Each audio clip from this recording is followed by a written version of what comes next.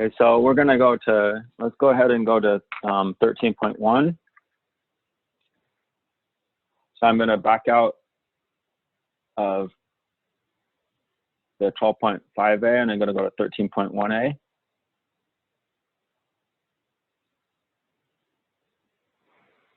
And this deals with vector functions and space curves.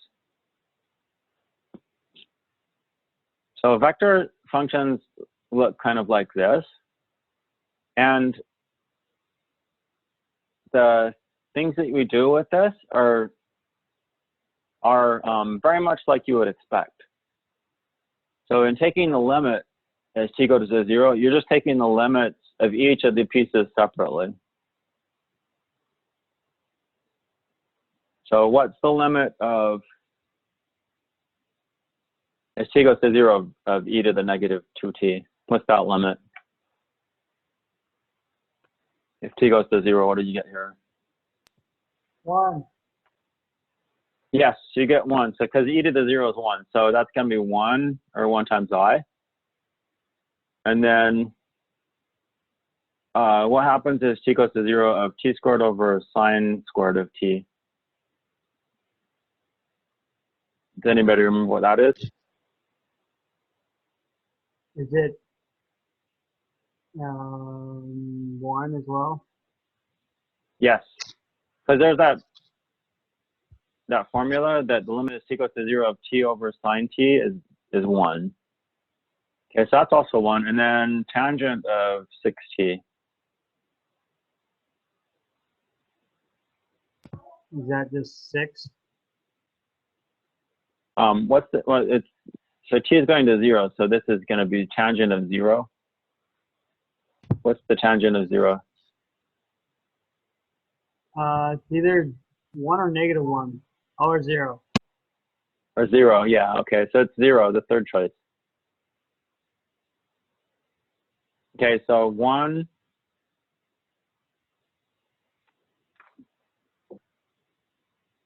so 1, 1, 0. Wait, yeah, 1.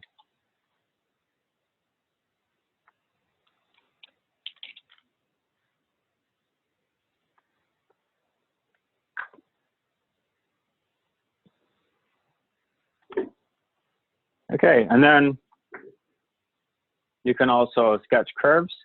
Now, in this setting, t is thought to be going from negative infinity to infinity. So if you want to sketch this curve,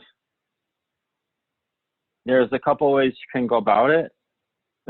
One of the biggest techniques is just to choose some values of t.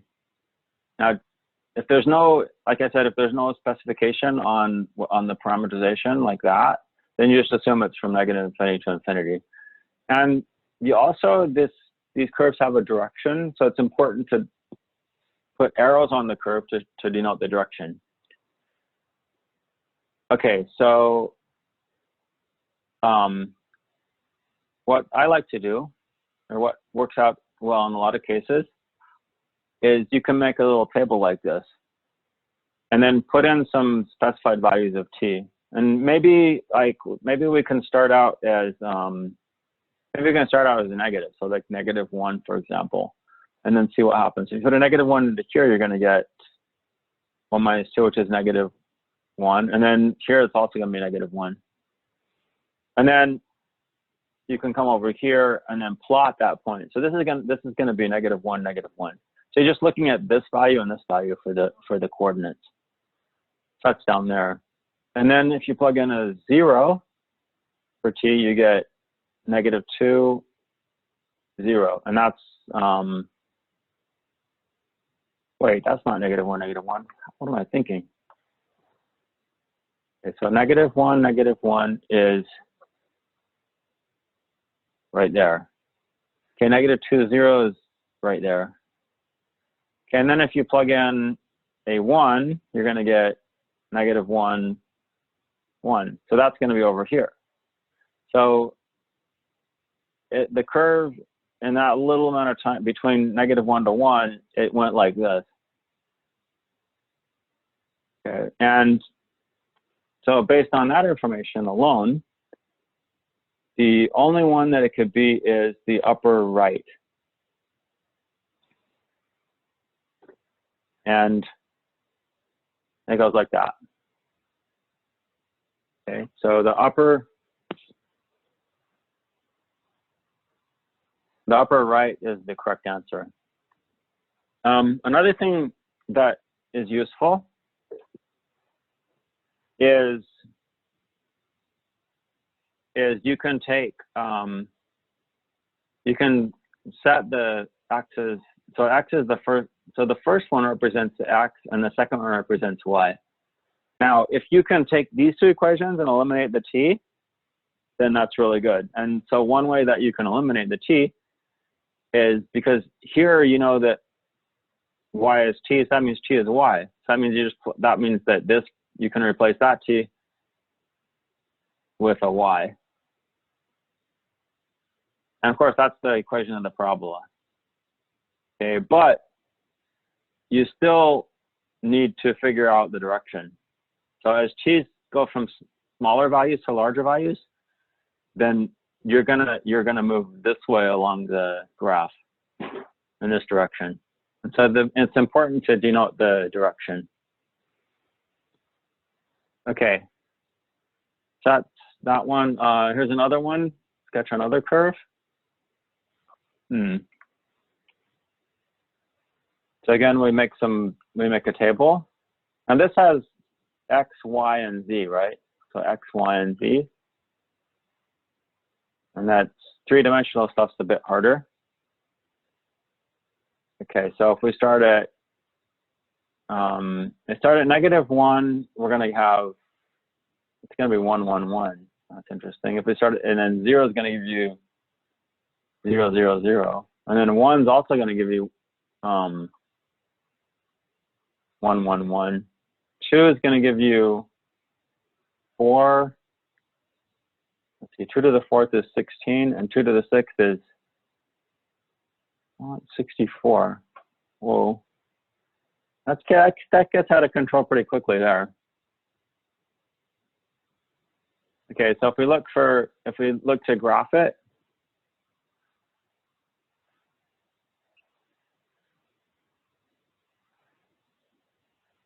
so here's our coordinate axes. 1, 1, 1 would be where all these are 1, so that would be up here.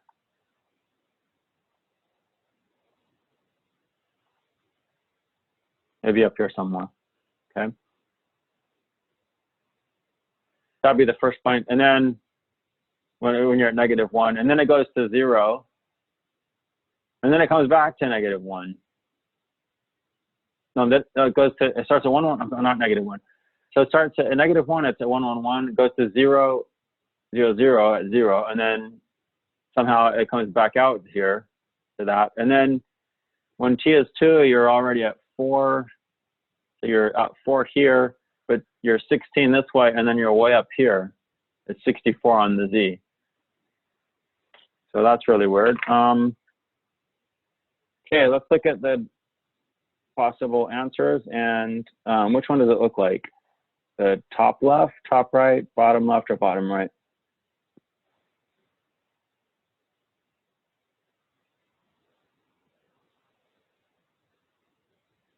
Because the 64 is really high, it's going to just come up like that.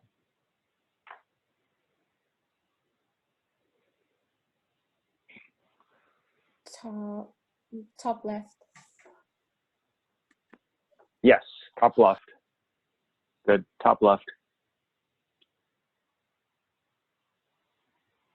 The top left is the answer. The other ones are way off, fortunately. So made it a little bit easier than it otherwise would have been. Okay, so number 4, find a vector equation and parametric equations for the line segment that joins P1 to joins P to Q.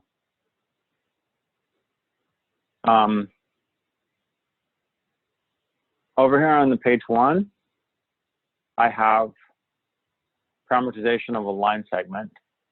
And so this is the standard way to parameterize the line segment. So you multiply, so you want to go from P to Q, And so you multiply the p point by 1 minus t and the q point by t. And what that does is when t is equal to 0, this will be 1, that'll be 0. So when t is 0, you're going to get the first point because that's zeroed out and that's just 1. So when t is 1, then that zeroes out and that's q. Okay, so it goes from p to q as t goes from 0 to 1. Okay, so that's how that parameterization works. Okay, so so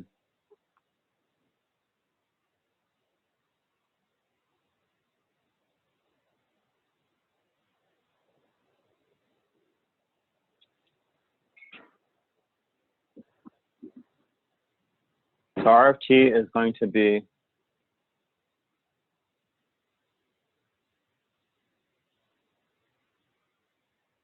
okay, so you have 1 minus t times the first point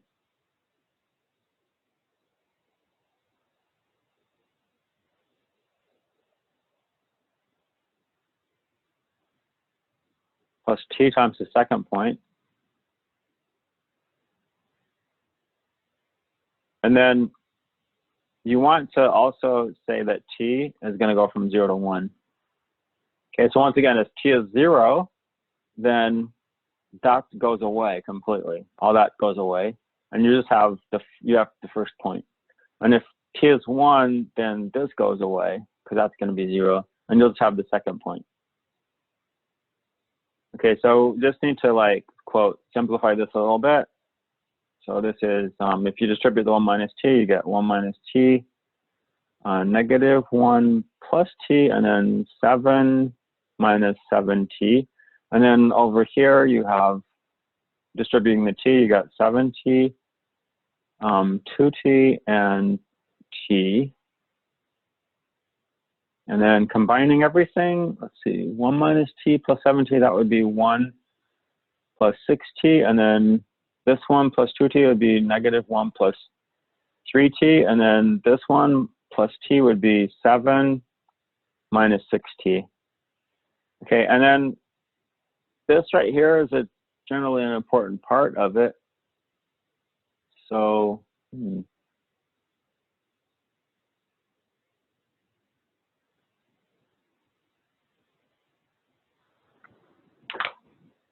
okay, so for the vector equation, you want to put it in as a vector.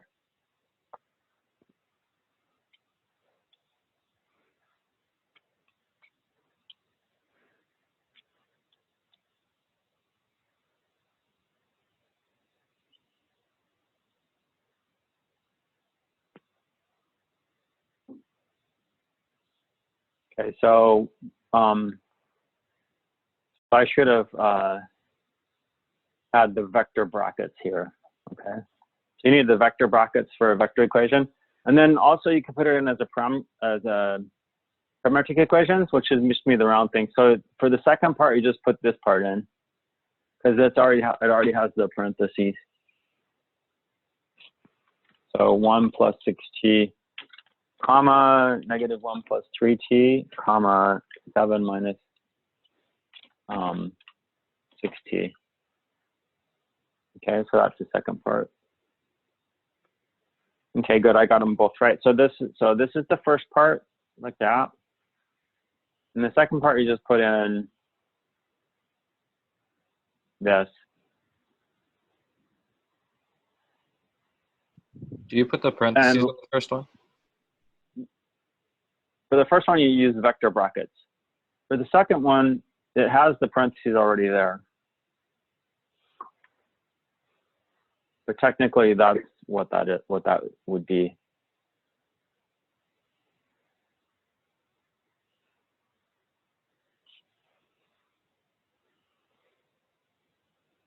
And I will say that this part right here is actually very important, but I don't know why they don't list it.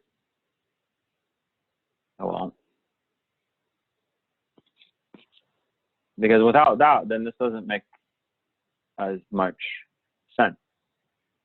Okay, because this makes it a line segment. This is just a line, because if this is not there, then you're assuming that t can go from negative infinity to infinity. But to be a line segment, which is what they want, a segment, then it starts here, it ends there. Okay. So let's see, we got 6 minutes left. Okay, let's number 5. Sketch the parametric equations. Essentially what that is match it up with a graph.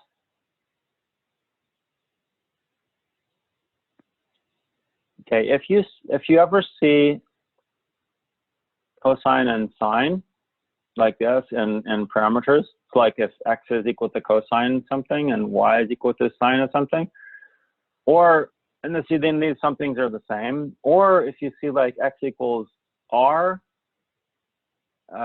cosine something and y is equal to r sine something, or some constant times the cosine or constant times the sine, then that's indicating that you're looking at something that's circular.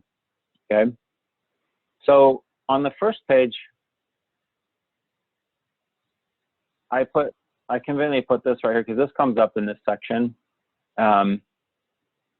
This is actually a circle right here, and it's a circle of radius r. Now this is just in 2 dimensions. So if this is the x and that's the y, then and this is r. This is where t equals 0. So if t is 0, then you're going to get r times cosine 0, which is r, and then you're going to get 0 because sine 0 is 0. And then as t goes from 0 to 2 pi, this will trace out the circle. And so up here, this is when t is pi over 2, which is the angle pi over 2. And then this is when t equals 2 is pi, which is the angle pi. And then this is when t is 3 pi over 2, which is the angle 3 pi over 2. And then this is when, and this again is when t is 2 pi.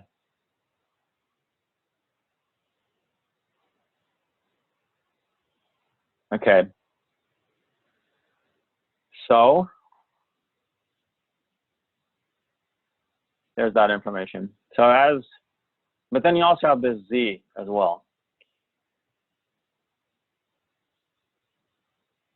So that kind of complicates the situation a little bit, but maybe not that much. Okay, so here's our y-axis, here's our z-axis, and here's our x-axis. Now in x and y, this is going to trace out a circle. Now the 3 will make it go 3 times as fast. So instead of tracing out the circle in 0 to 2 pi, it's going to trace it out in 0 to 2 pi over 3. Okay, because when t is 2 pi over 3, then 3t, so if t is 2 pi over 3, then 3t will be 2 pi. Okay, so as t goes from 0 to 2 pi over 3, it's going to trace out the whole circle. Okay, so it's going to start right when t is 0. It's going to start over here at 1 along the y-axis, and then it's going to go around this way. But as it's doing that, t is going up, right? So this is going to be like, so actually what's going to happen is it's going to kind of spiral upwards. It's going to be a little higher after it goes around. And then it's going to, because this is this is exponential function, it's just going to go up really fast. So it looks like it's going to be does anybody want to guess which answer it is? Upper right. Yeah, the upper right.